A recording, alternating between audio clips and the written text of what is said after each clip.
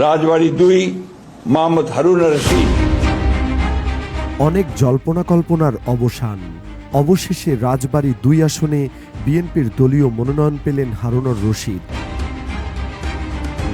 বৃহস্পতিবার বিকেল ৪:৩০টায় গুলশানে চেয়ারপারসনের কার্যালয়ে সংবাদ সম্মেলনে এ ঘোষণা দেন দলের মহাসচিব মির্জা ফখরুল ইসলাম আলমগীর।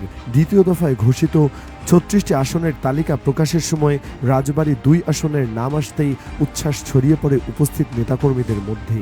দীর্ঘদিন ধরে আলোচনায় থাকা এই আসনে হারুনুর রশিদই পেলেন চূড়ান্ত মনোনয়ন। রাজবাড়ী ২ আসনে মনোনয়নের দৌড়ে ছিলেন আরও বেশ কয়েকজন পরিচিত মুখ।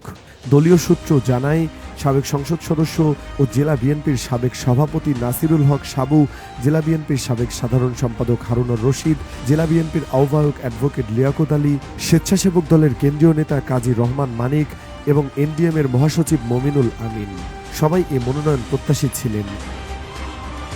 দীর্ঘদিন ধরে তারা মাঠে থেকে প্রচারণা, গণসংযোগ আর শক্ত অবস্থান ধরে রাখার লড়াই চালিয়ে আসছিলেন।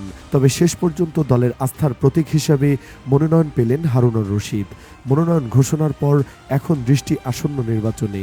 রাজবাড়ী ২ আসনে হারুনুর রশিদ কতটা শক্ত লড়াই করতে পারেন সেটাই এখন দেখার বিষয়।